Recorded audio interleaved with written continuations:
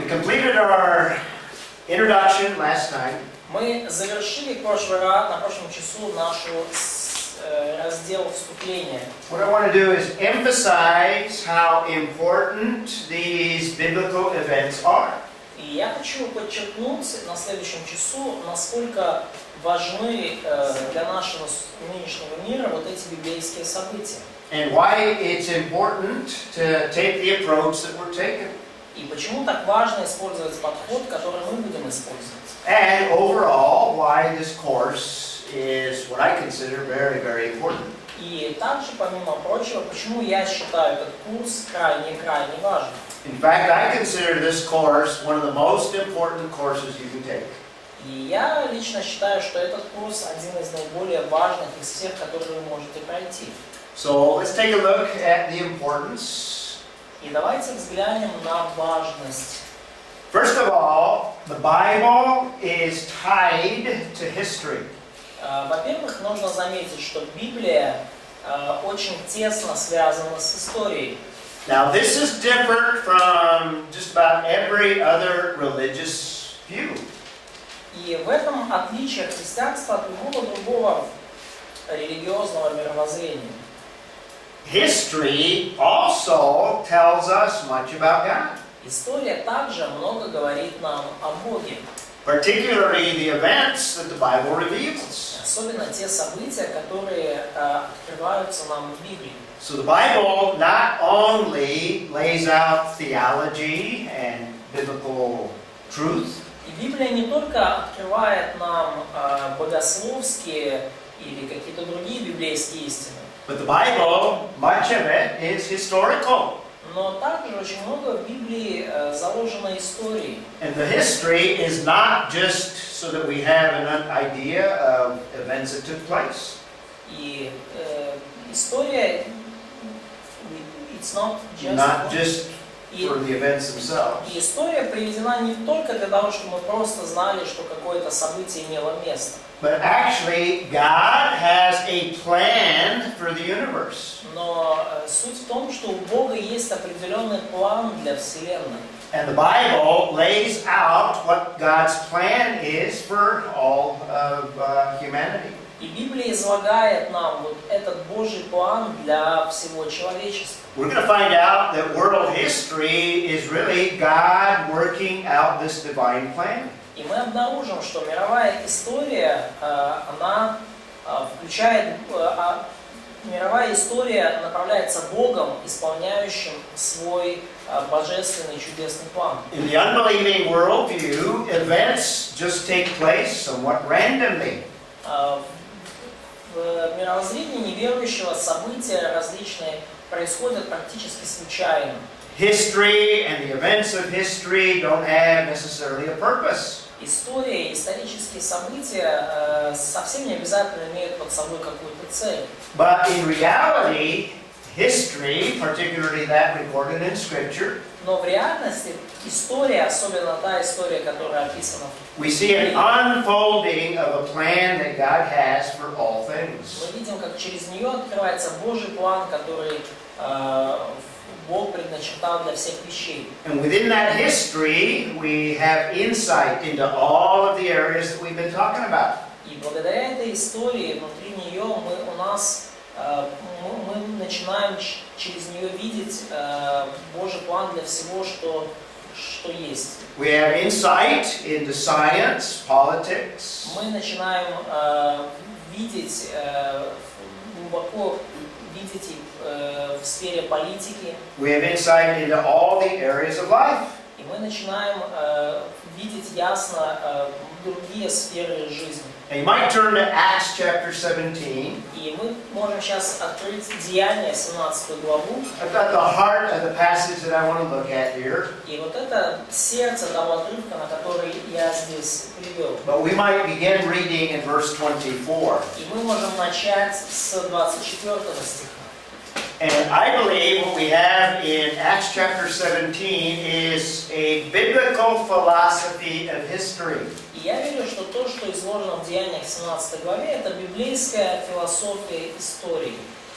A biblical philosophy of history is different from a secular or unbelieving И библейская view. философия истории отличается от светского взгляда, взгляда неверующих людей. Paul lays out all the elements of a true philosophy of history. И Павел излагает все элементы верной, истинной философии истории. Start reading in verse 24. Начните, пожалуйста, читать в 24 стихе. Oksana, I want you to read that verse. Оксана, прочитай, Acts пожалуйста. 17:24. Деяния 17:24. Бог, що створив світ і все, що в ньому, бувши Господом неба і землі, проживає не в храмах рукою збудованих. How does Paul begin? And by the way, let me give you some background before we look at verse 24. Вот так начинает свою мысль апостол Павел. И давайте я вам приведу некоторый исторический фон, прежде чем мы двинулись дальше. In this passage, do you remember who Paul is talking to in Acts chapter 17, this passage? В этом отрывке вы помните, к кому здесь обращается апостол Павел в данном месте?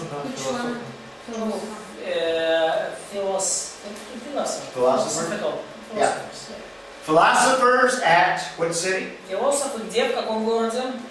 Athens. Athens was the center of secular thinking in the first century. В первом столетии Афины были центром светского мышления. Science, philosophy came out of Athens. Наука и философия произошли из Афин. It was the intellectual center of the world. Это была интеллектуальная столица мира. Paul is talking to the most intellectual of all people in the world at that time. И Павел говорит здесь к самым умным людям своего времени. Now, in that context, if you study Acts chapter 17, И в данном контексте, если вы смотрите на целиком Деяния 17 главу, what Paul is actually doing in dealing with these philosophers, что Павел делает в отношении вот этих философов? he is contrasting a biblical worldview with the worldview that they had of that day. Противопоставляет библейское мировоззрение с тому мировоззрению, которое было у них в те дни. He's contrasting their unbelieving worldview. Он противопоставляет их мировоззрение, свойственное неверующим. What was their understanding of that first element of a worldview?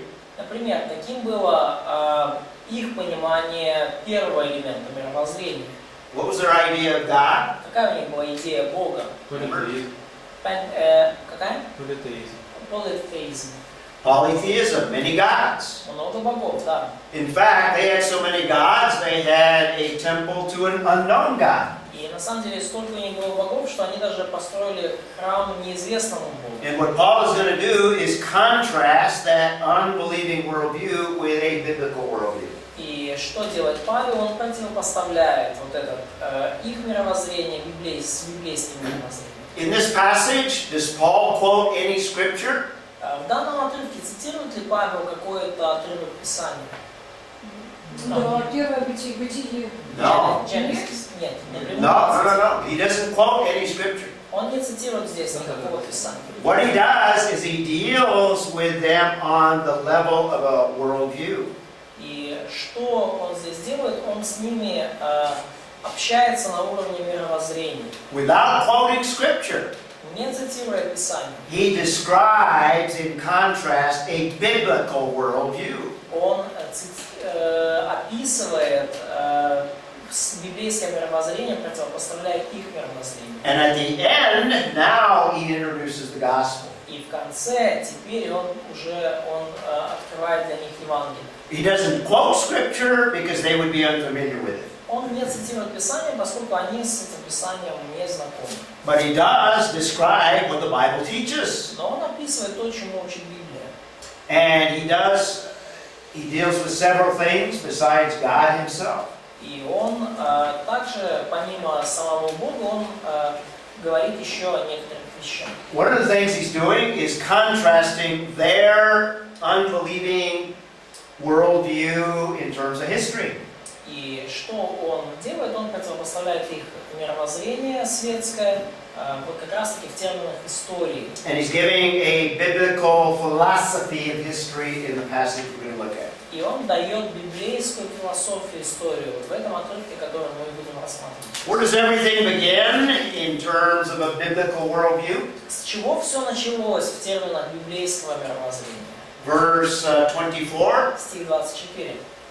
Oksana read it. Оксана, прочитай, пожалуйста. Бог Starting point. What was the starting point? You already read it. Ты уже прочитала. Какая была отправная точка? що Бог творець історії світу. God is creator of world history. Begins with God as creator. Да, то есть история начинается с Бога Творца. That's contrary to their worldview. И это противоречит их мировоззрению. So a philosophy of history begins with God as creator. И философия истории начинается с Бога Творца. In other words, history begins with the original creation. Иными словами, история начинается с изначального сотворения. He doesn't quote Genesis 1:1, Павел не цитирует здесь Бытие 1.1, but he's teaching Genesis 1:1. но он преподает им, по сути, Бытие 1.1. He's saying, in the beginning, God created the heavens and the earth. It begins with God as creator. Он говорит, что вначале Бог сотворил мир и все, что в нем, и что Он Господь неба и земли. He also talks about metaphysics И он также говорит о метафизике. in verse 24. В стихе 24. Since he is Lord of what? Он, будучи Господом чего? Lord of the heavens. Он Господь неба, небес. There's a realm that goes beyond the material physical realm. Есть реальность, которая заходит дальше, чем материальная, физическая реальность. Some of the philosophers that he's dealing with, the Stoics, were naturalists. They believed in naturalism. Многие философы, с которыми он там общался, были, например, стоики. Они были натуралисты, они верили только в материальный мир. Paul says that history involves not just the physical realm, but an unseen spiritual realm. Но Павел говорит, что история включает в себя не только естественную, материальную реальность, но и духовную реальность. And he's also contrasting the temples that were abundant in Athens. И также он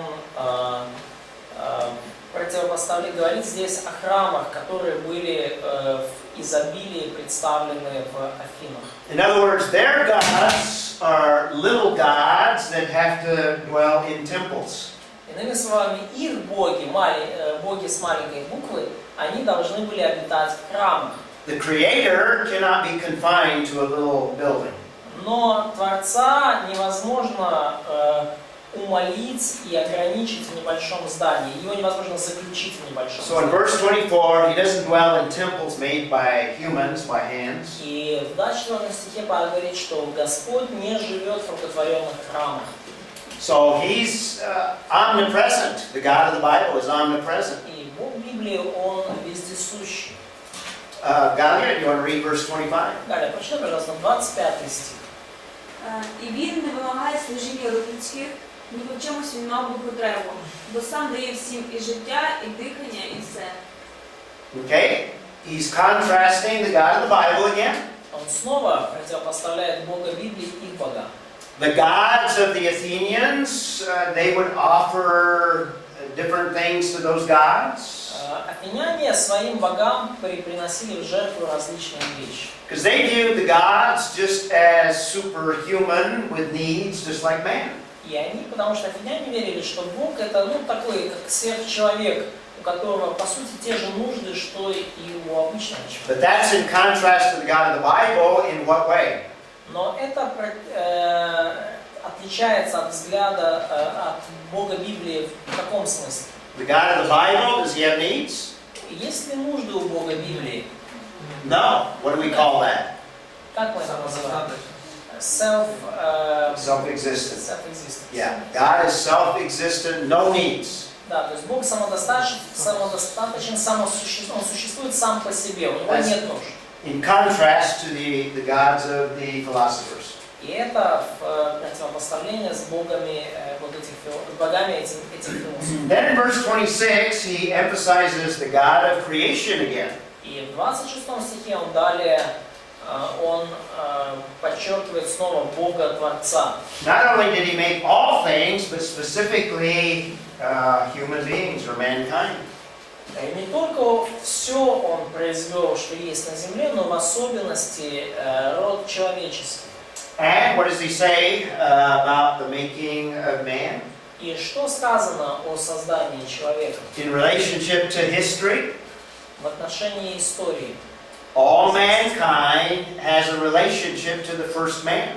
Все люди они связаны с первым человеком. So, От одной крови он произвел весь род человеческий. so all men have a source in one man. То есть все люди произошли от одного человека. That's a different view than the Athenian worldview.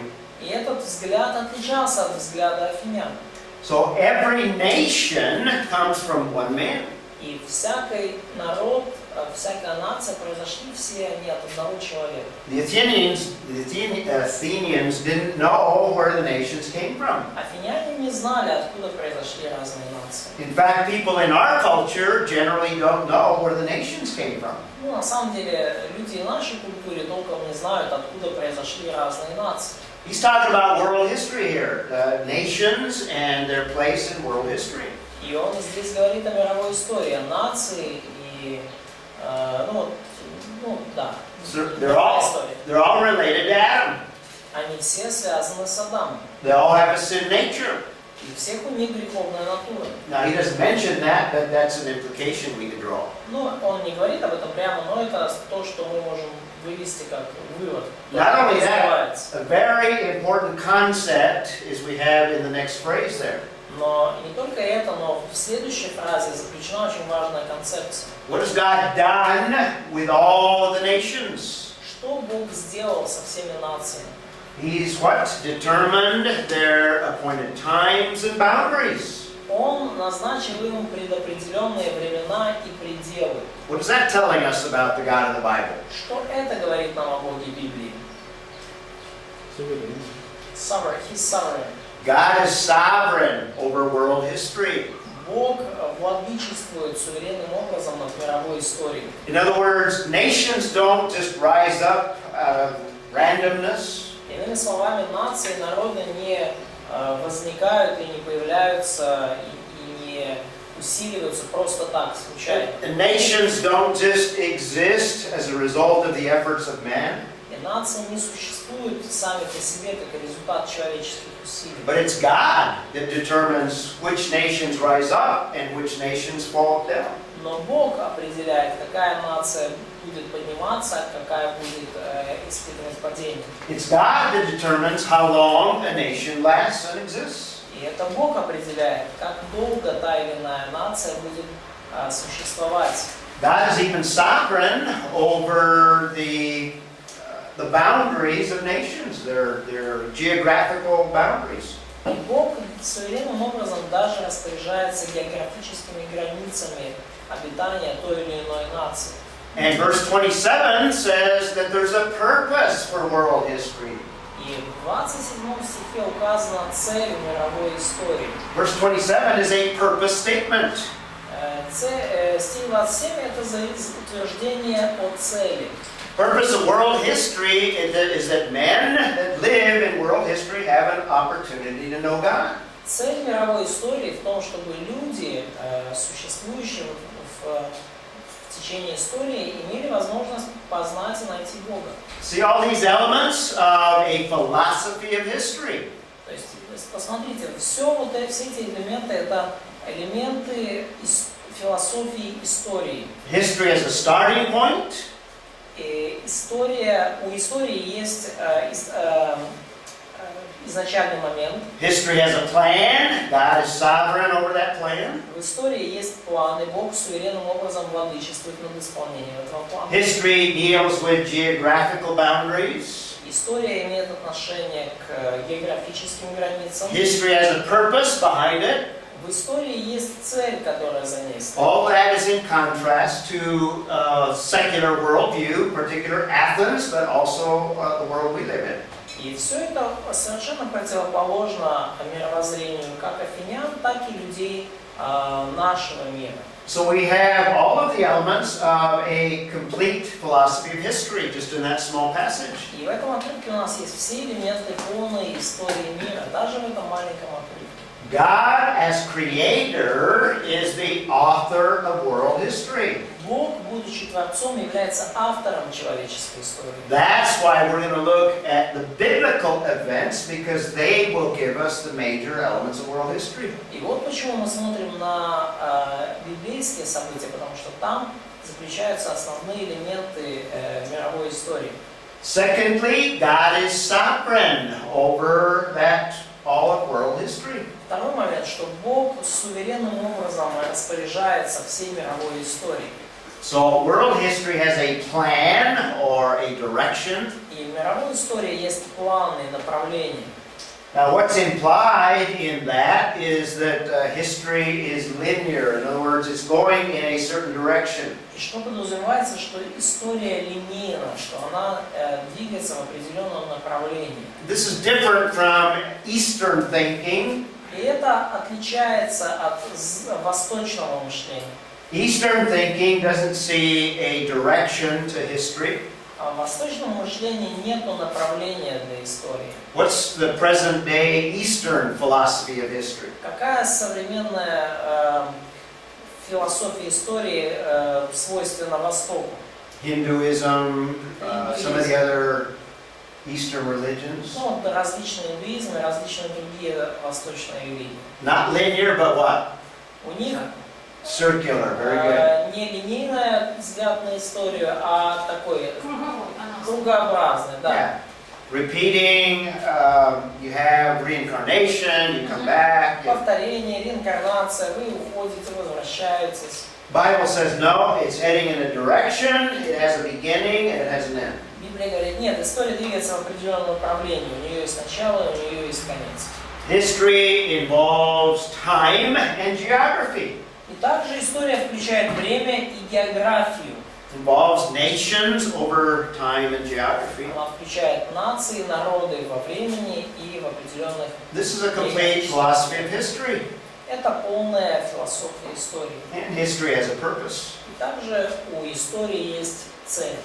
And that purpose is God's plan, God's purpose. И эта цель, это Божья цель, это Божий план. So history is going to culminate by completing what God has designed and what God has purposed. Кульминацией истории будет то, что задумал Господь, то, что Он поставил цель.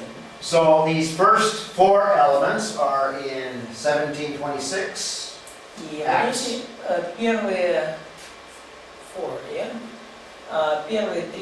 четыре элемента, они есть в 26 стихе 17 главы Деяний. And we didn't look at the detail, but there's a lot in verse 27 that gives us the purpose of world history. И мы не будем смотреть уже так детали, но много в 27 стихе говорит нам о божественной цели для истории. I summarized it for you, but there's a lot more detail there. Я суммировал это для вас, но там на самом деле куда больше деталей есть. The point I'm making here is the Bible is not only intimately tied to history, Идея, которую я до вас пытаюсь донести, это то, что Библия не только тесно связана с историей, but the Bible, in fact, gives us an exposition of God's plan for history. но Библия на самом деле показывает, открывает для нас божественный план для истории. We might even describe world history as His story or God's story. И мы даже можем описать мировую историю как Его историю, Божью историю. And here's a summary of all the world history on one chart. И вот это на одной таблице, здесь суммируется вся мировая история. The main purpose of world history deals with God revealing Himself to creatures. И основная цель мировой истории в том, что Бог открывает себя своим творением. A revelation of God Himself to the creatures on earth. То есть суть истории — это откровение Бога о себе земным творением. I think that's a good summary of all of world history. И я думаю, что эта фраза хорошо суммирует всю мировую историю. And one of the main ways that God has revealed himself is through the nation of Israel in the Old Testament. И один из основных путей, как Бог открывал себя, это через израильский народ в Ветхом Завете. Not only did God reveal himself to Abraham and Abraham's descendants, Бог явил себя не только Аврааму и потомкам Авраама, but God intended that the nation of Israel reveal God to the rest of the nations. но Бог задумал, чтобы израильский народ открывал Его всем остальным нациям и народам. Now Israel failed and didn't accomplish what God intended, Ну, Израиль не справился с этой задачей и не достиг ее. but God desired that Israel be his people, revealing him to a lost world. Но Бог задумал, чтобы Израиль был Его народом, открывавшим Бога потерянным людям. Part of that revelation is that God's truth, God's revelation comes through Israel.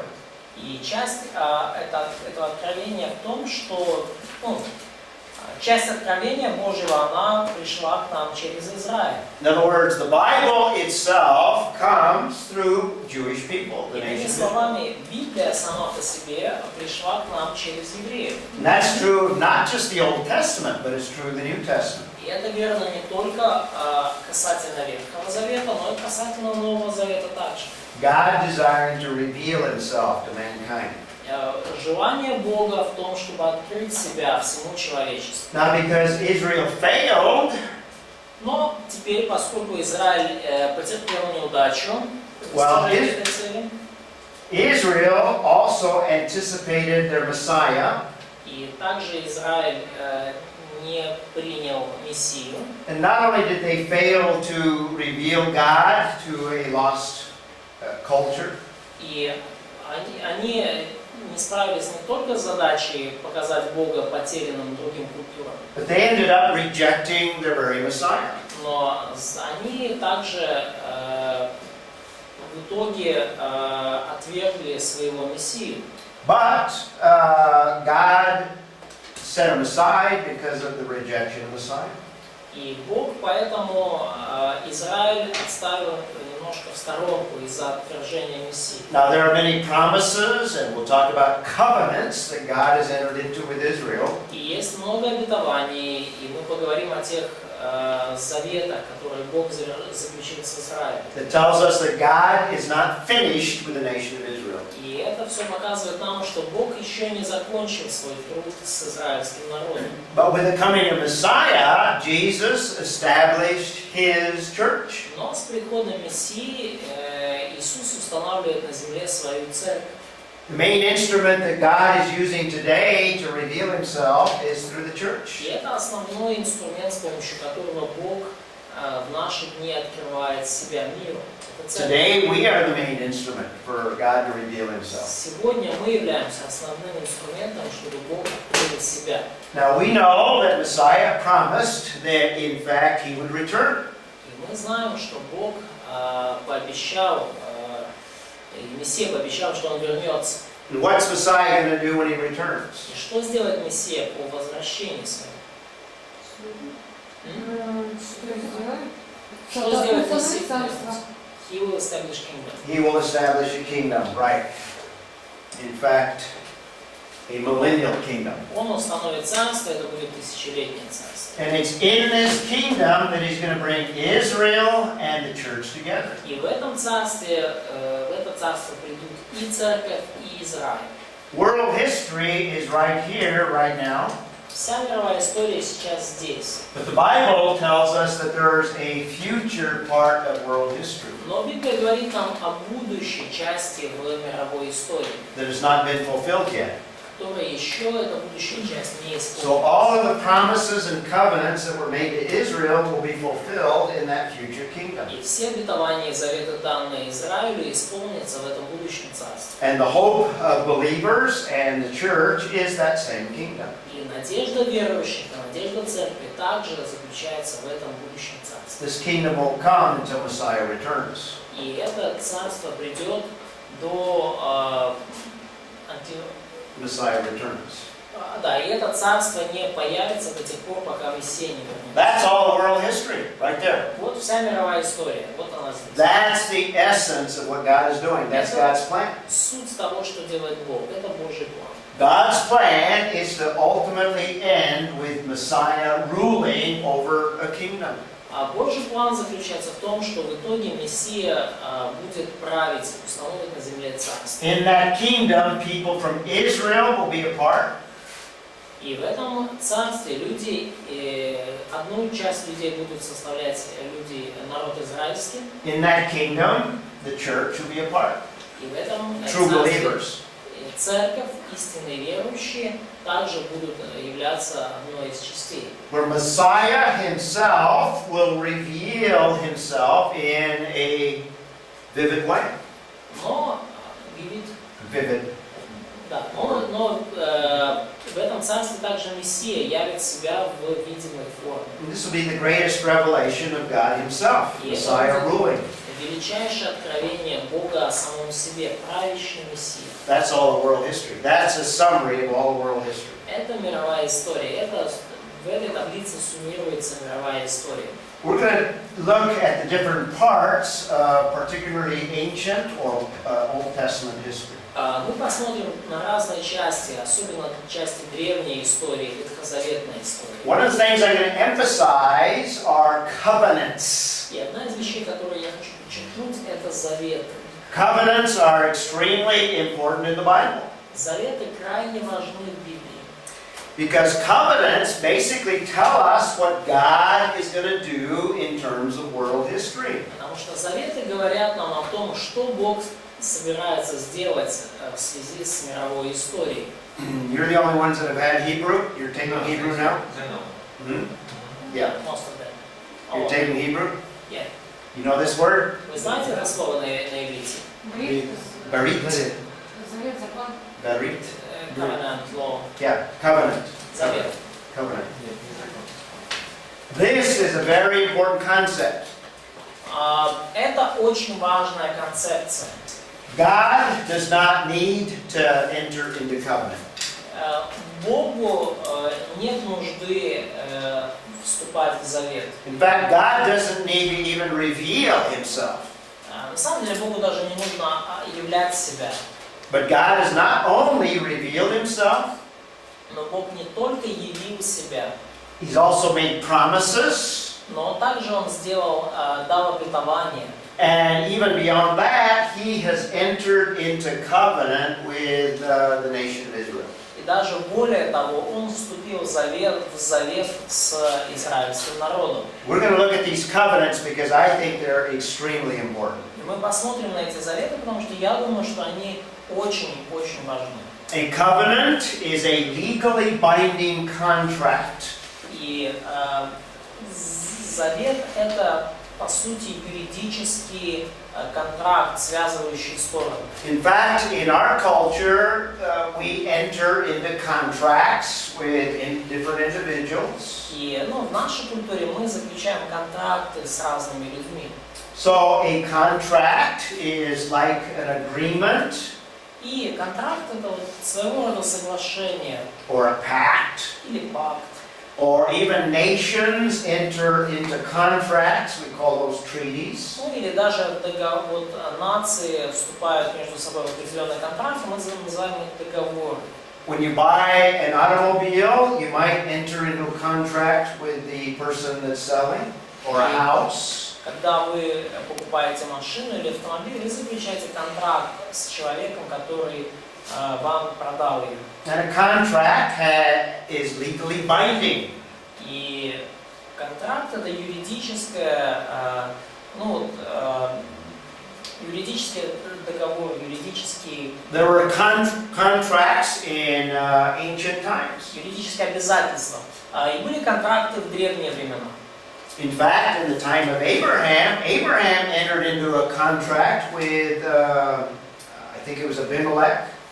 И вот, ну, например, во времена Авраам заключил завет с Абимелехом, кажется. Да? And later on, some of the tribes of Israel entered into contracts with some of the other people surrounding them. И чуть позже некоторые племена, некоторые израильтяне, они заключили также контракты с народами, племенами окружавшими. And there's also examples of nations entering into contract in the Old Testament. Также в Ветхом Завете мы видим примеры целых наций, целых народов, заключающих договоры между собой. Now the Bible is unique in that God enters into a contract with the nation of Israel. Но Библия уникальна тем, что в ней мы видим Бога, вступающего в контракт с израильской нацией, израильским We're going to народом. talk a lot about contracts or covenants. И мы поговорим немножко о контрактах и о заветах. God doesn't need to do that, but He has chosen to enter into contract. Богу не нужно этого было делать, но Он решил, Он выбрал вступить вот в такой завет. В такой One of the major characteristics of contracts or covenants, Одной из главных характеристик контрактов или заветов they specify behavior to be complied with. является то, что там определяется поведение, которое должно соблюдаться. So every covenant has specifications to it. И в каждом контракте есть конкретные детали, то есть конкретные обязательства. Or stipulations that are part of that contract. И также, скажем так, мотивационная часть, она есть в каждом контракте. When you have a contract, you have two parties that are part of that contract. И когда вы заключаете контракт, то он заключается между двумя сторонами. And usually in that contract, you have specified what each party is to do. И обычно вот в таком контракте прописывается детально, что должна делать каждая сторона. Now, most of the contracts that God enters into in the Bible, И большинство контрактов, которые заключает Бог в Библии, they're unconditional. они безусловные. In that the only one that's going to perform is God, not the other party. И единственный, кто там должен что-то делать, исполнять, это Бог, а не другая сторона. Now we're going to look at a contract that is not or is conditional, И мы увидим один контракт, который является условным, where God has certain things that He's going to perform, когда Бог говорит об определенных вещах, которые Он and there are делает. certain stipulations that Israel is to perform. И есть определенные условия для Израиля, которые Израиль должен выполнить. That is a conditional covenant. Это уже условный завет. But most of the covenants are unconditional. We'll talk some more about that. Но большинство заветов безусловные, мы поговорим об этом позже. Most of them tell us what God is going to do for the nation of Israel. И большинство из них говорит о том, что Бог сделает для нации Израиля. So, Итак, what this tells us is that the Bible and history are tied together. о чем это нам говорит? О том, что Библия и история, они тесно связаны вместе. You can't separate history from the Bible. Вы не можете отделить историю от Библии. The Bible not only gives us a philosophy of history, but God has tied Himself to history. Библия не только дает нам философию истории, но также Бог тесно связал себя с историей. In fact, biblical history describes what God is going to do, or what God has done, and what God is going to do in the future. Но на самом деле библейская история показывает нам, что Бог сделал, что Бог делает и что Он сделает в будущем. And a lot of that history is regulated by contracts or covenants. Многое в этой истории определяется вот этими заветами или договорами, контрактами. Secondly, in the Bible, we have mainly narrative literature. И во-вторых, в Библии у нас в основном наиболее распространена повествовательная литература. In other words, most of the Bible is basically the story that I'm telling you about, God's story. И иными словами, большая часть Библии это истории, это история, которая повествуется, история Бога.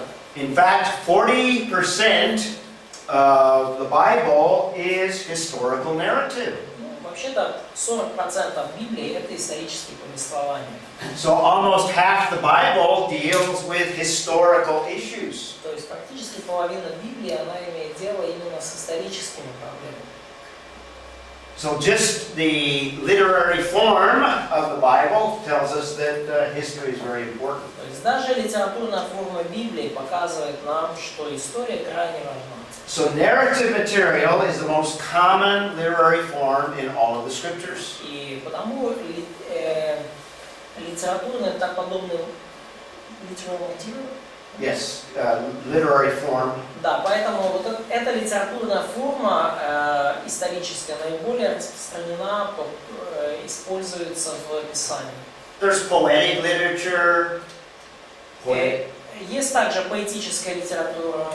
There's epistolary or doctrinal literature. Эпистолярные, то есть как письма, послания, есть доктринальная литература, There's prophetic literature. есть пророческая литература. But by far the most common is historical narrative. Но наиболее распространенной является историческое повествование. And we stress the historical aspect. It's historical narrative. И мы подчеркиваем, это именно историческое повествование.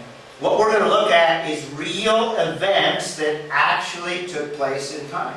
То, что мы будем видеть, это реальные исторические события, которые имели место во времени. Some of these events, the secular world denies that they took place. Светский мир отвергает многие из этих событий, отвергает сам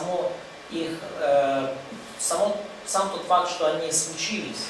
But in the apologetic portion, I'm going to stress that these are historical events, just like any other event. Но в апологетической части с курса я покажу, что это исторические события, которые случились подобно любому известному нам историческому событию. All of the biblical events that we will look at were just as real as events like that took place during World War II. И все исторические события, которые описаны в Библии, которые мы пройдем, настолько же были реальны, как те события, как, например, времен Второй мировой войны.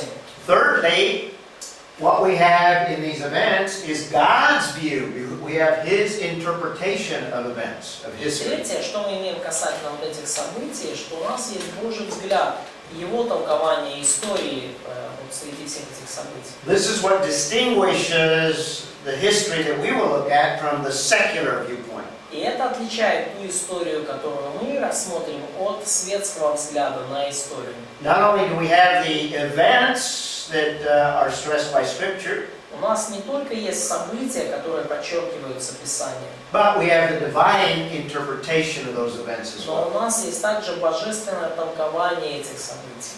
And fourthly, these events or the historical events that are recorded are selective.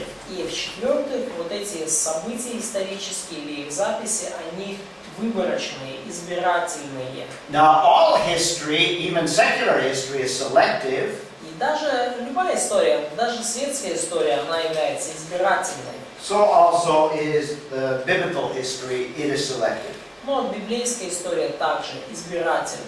It only gives us the most important events, and all other events are related to those important events. Она указывает нам только на самые важные события, ну и на некоторые другие события, связанные с этими, наиболее важными. So there are some things, particularly in the early chapters of Genesis, Итак, есть некоторые вещи, особенно в ранних первых главах Бытие. some of those events we might be curious about, Насчет некоторых из этих событий мы испытываем любопытство, but oftentimes the Bible doesn't give us any detail about any of those events. но часто Библия не приводит нам никаких других деталей касательно этих событий. So historical narrative, by definition, is the presentation of history or events in story form. И историческое повествование по определению подает историю или события в виде повествования. So presentation of events, history or events in story form. Secondly, it gives the reader a sense of being there. This is one of the characteristics of historical narrative. И также вот историческое повествование дает читателю ощущение причастности к событию. And when you read historical narrative, Когда вы читаете такое историческое повествование, what you want to do is sense what the characters are going through. что вы хотите понять, вы хотите прочувствовать, через что проходит данный персонаж. And give you the sense of what they experienced.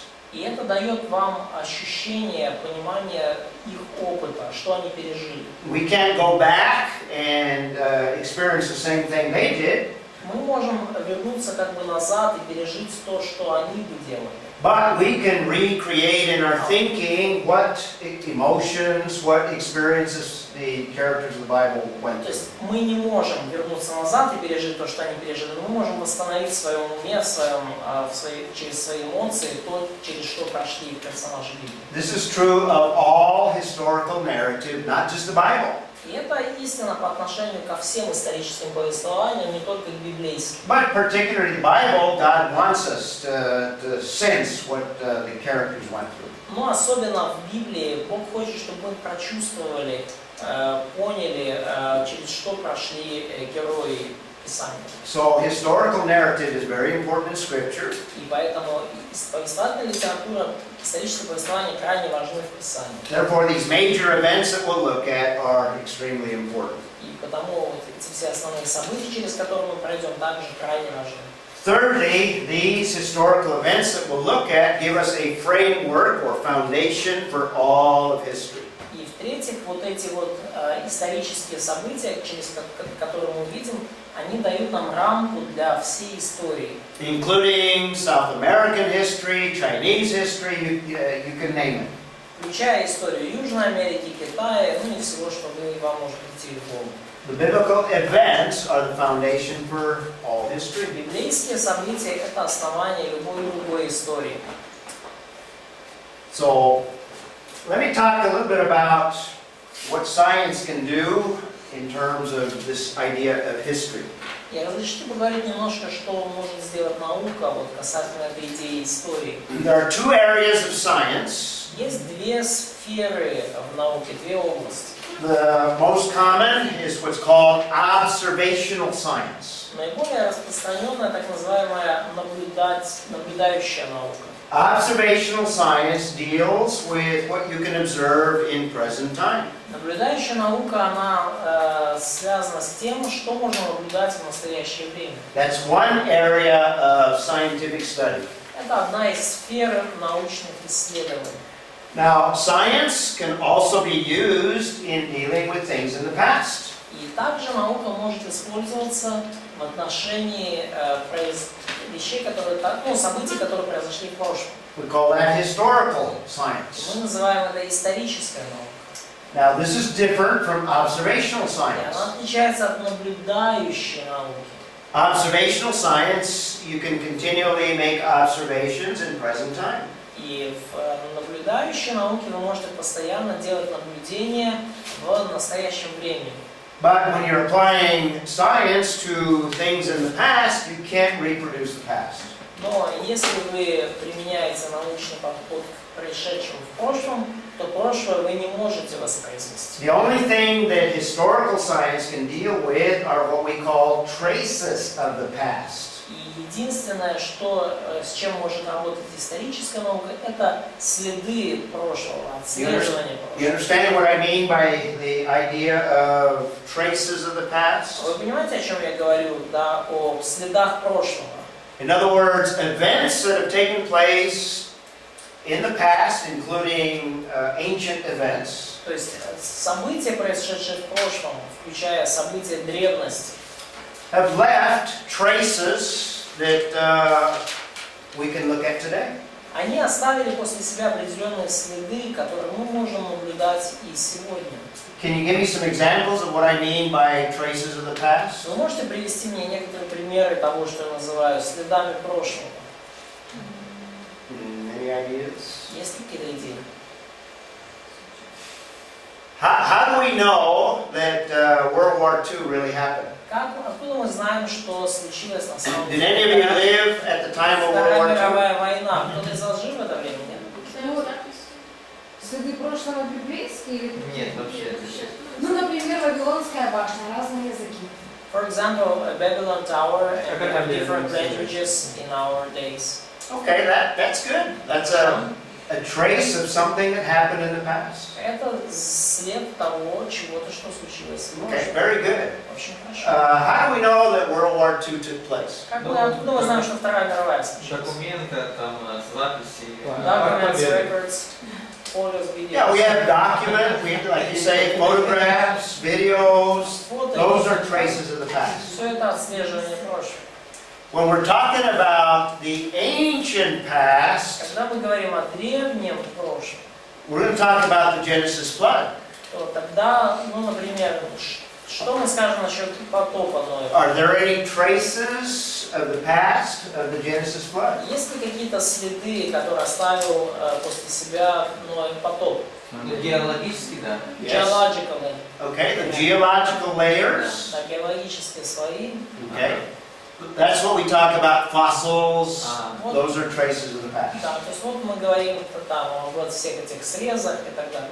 The geological layers that contain fossils in them tell us that something happened in the past to produce those layers and those fossils. То есть вот эти геологические слои, наслоения, они показывают нам, что что-то произошло, что привело к таким. So that's what we mean when we talk about traces of the past. Вот что мы подразумеваем, говоря о следах прошлого. You can't go back and recreate those events. Вы не можете вернуться назад и восстановить эти события. A time machine is science fiction. It doesn't exist.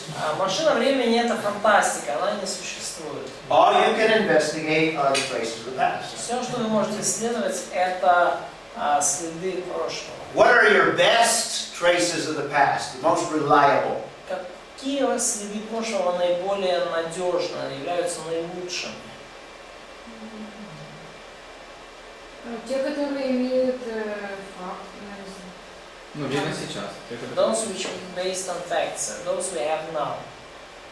Yeah, but how do you know? How do you? What's the most reliable, best traces of that past? Какие наилучшие, наиболее надежные свидетельства, следы прошлого? They're eyewitness accounts or things like photographs or eyewitness accounts of the actual events. То есть лучшее свидетельство — это повествование очевидцев либо фотографии Like событий. World War II, there are videos. Ну, как вот второй есть видео, оставшееся после Второй мировой войны. But those are eyewitness accounts of people that took the videos at the time. И это свидетельство очевидцев, которые делали видео в то время. The problem with some of the more ancient events, Проблема с некоторыми более древними событиями. we don't have eyewitness accounts. Проблема в том, что нету свидетельств очевидцев. We have things like the geological record, which we have to interpret.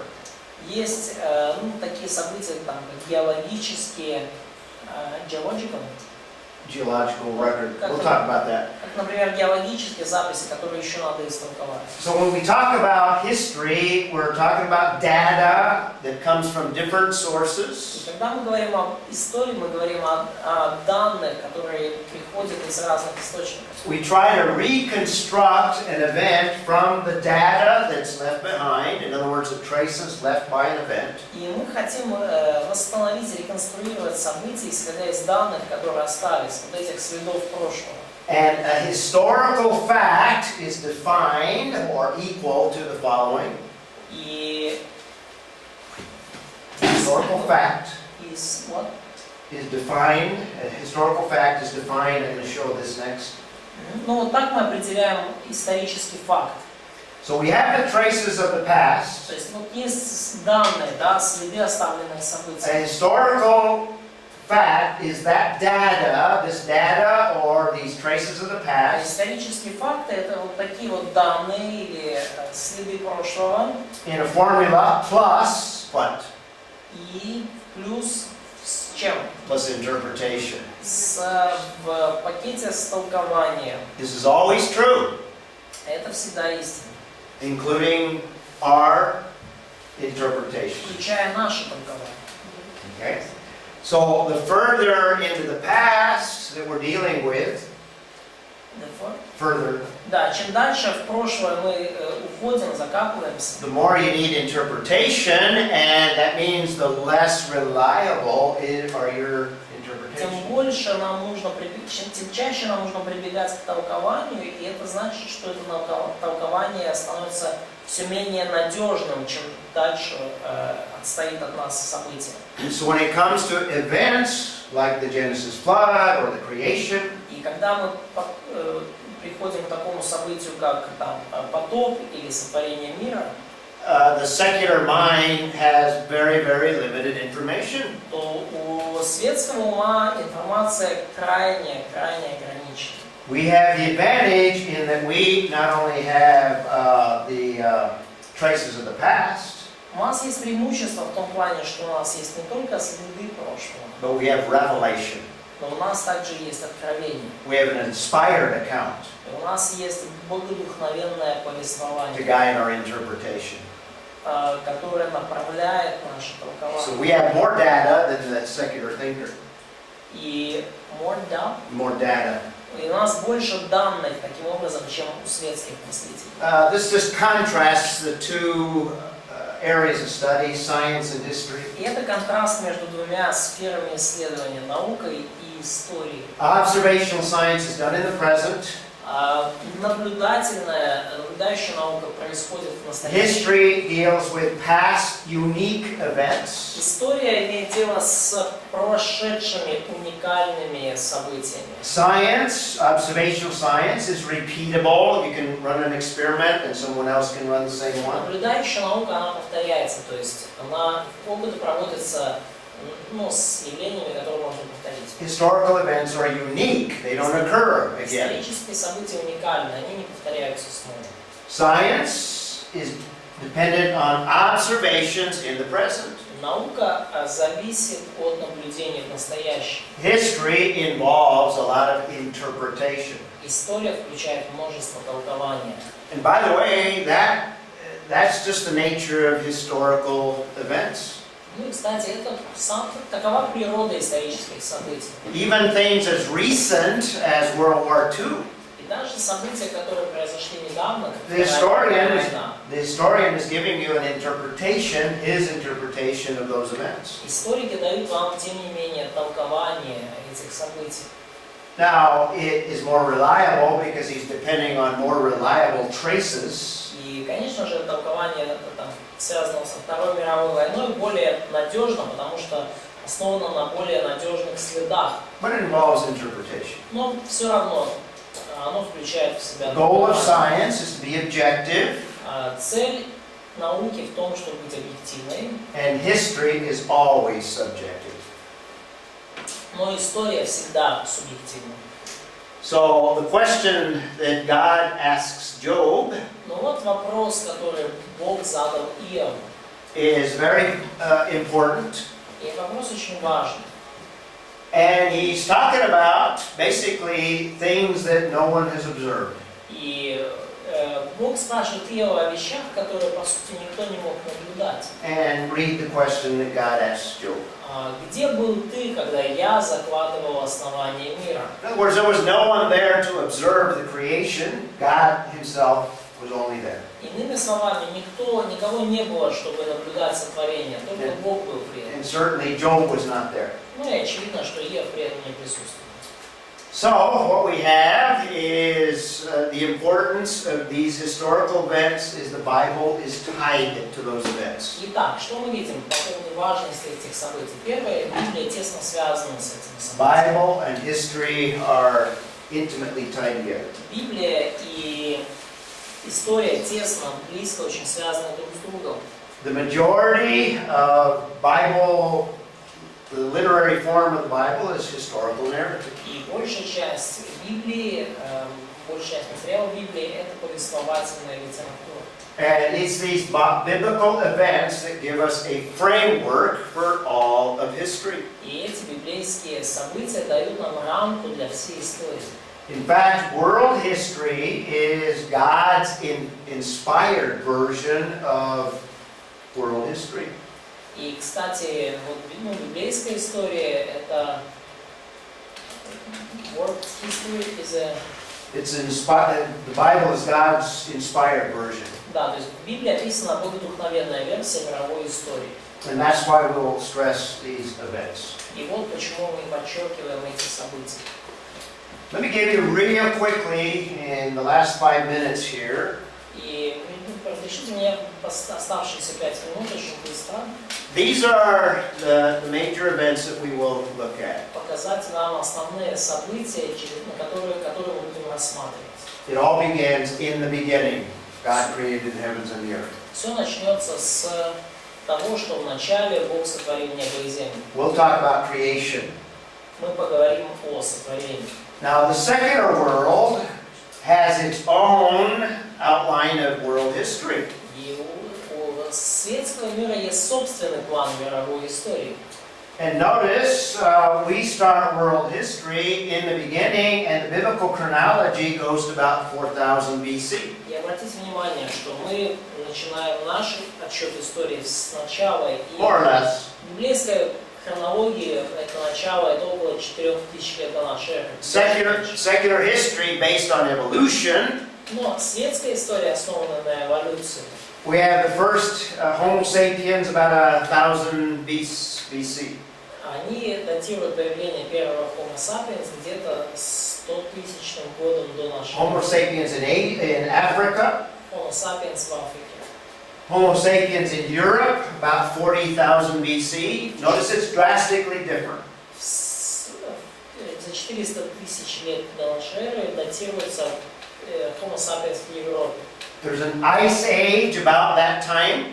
И этим же периодом датируют ледниковый период. And by the way, I'm going to talk about where we put an ice age in the biblical time frame. И я, кстати, покажу вам, где мы помещаем ледниковый период в библейской хронологии. Homo sapiens, let's see, is this ice age here? Homo sapiens in the Americas about 20,000 BC. Homo sapiens, согласно историческим взглядам историков, попали в Америку And the 20 first- тысяч лет до нашей эры. They put the first civilization about 10,000 BC. И первая цивилизация появилась где-то 10 тысяч лет до In the нашей эры. biblical worldview, creation is not till over here. И в библейском мировоззрении сотворение случилось только вот в этом промежутке. So if the biblical chronology is correct, then all of these events never took place. И если библейская хронология верна, то ни одно из этих событий никогда не происходило. And what do I have there? First civilization. Oh, I have the end of the Ice Age. First civilization about 5,000. И вот светские историки где-то датируют 5000 годом начало первой цивилизации и конец ледникового периода. Just give some other events. Ну и также я вам привожу некоторые другие события. First irrigation, first cities, about 5,000. This is still before creation. Первое орошение, первые города. The Sumerians are put at about 3,500 BC. Шумеры, это где-то 3500 год до нашей эры. Now, if the Genesis flood is about 2,500, then the Sumerians have to be over here. Ну, если потоп случился где-то в 1500 году до нашей эры, то шумеры должны уже быть где-то после него. First Egyptian Empire, Ну, вот там светская история датирует первые Minoans, минойцев, Great Pyramids. Великие пирамиды. This is the secular dating. Вот здесь вот идет светская датировка. Chinese culture, about 2,000. Китайская культура около 2000 года. Assyrians. Сирийцы.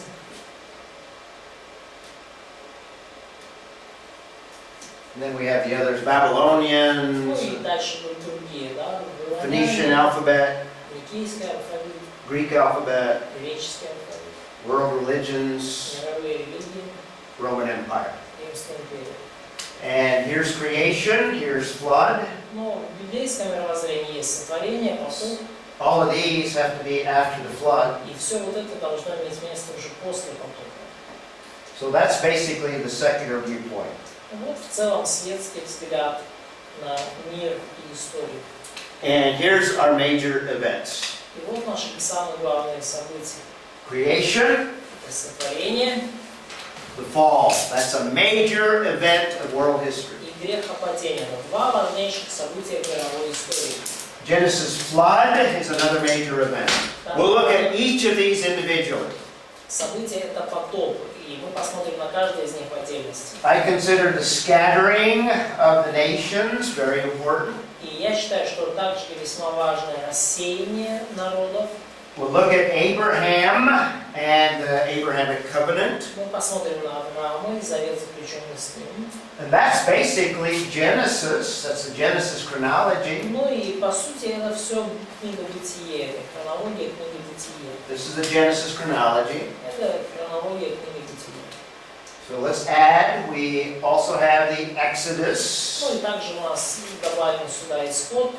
We'll have the kingdom. We're going to look at some other events. These are some of the major ones. These are not all 10. Но это самые главные события, это не все 10. Мы посмотрим еще некоторые, но это самые главные. In fact, there's a couple in here that I've omitted for now, just to give you a general idea of what we look Есть at. еще несколько событий, парочки, которые я упомянул. Но сейчас мы просто генеральную линию выводим.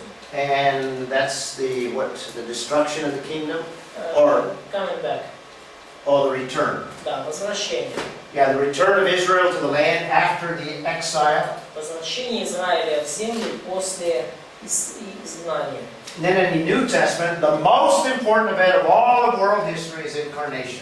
И далее, уже в наше время, случилась самая важная история, самое важное событие в истории человечества – это воплощение. In other words, the coming of Messiah is the most important event. То есть приход Мессии – это наиболее важное событие. Then we have the church, И далее мы видим церковь. and the next major event is the second coming of Messiah. Следующее важное событие – это второе пришествие Мессии. And history ends with the millennial kingdom. И история заканчивается с тысячелетним царством. Those are the major events of all of world history, including the New Testament. Это наиболее важное событие мировой истории, включая Новый Завет. Let's close in a word of prayer. Давайте завершим наше занятие. Vitaly, what do you want to close with? Виталий? Господь наш дорогой, благодарен за то, что Ты вечно научаешь нас и Слово Твое, мы благодарны, что Ты оставил нам Слово Твое как единственное авторитет, что действительно мы можем познавать истину и мировую историю даже через это, и что мы научаемся, и Ты умудряешь нас своей мудростью. Благодарны, что Ты нам открываешь это, и благослови нас также изучать это детально, чтобы мы были посвящены Тобой и Твоим Духом Святым. Также благослови преподавателя и переводчика, чтобы это все было качественно, как для Тебя. И пусть это достаток дня, мы проведем во славу Твою. Молимся во имя Христа. Аминь. Amen.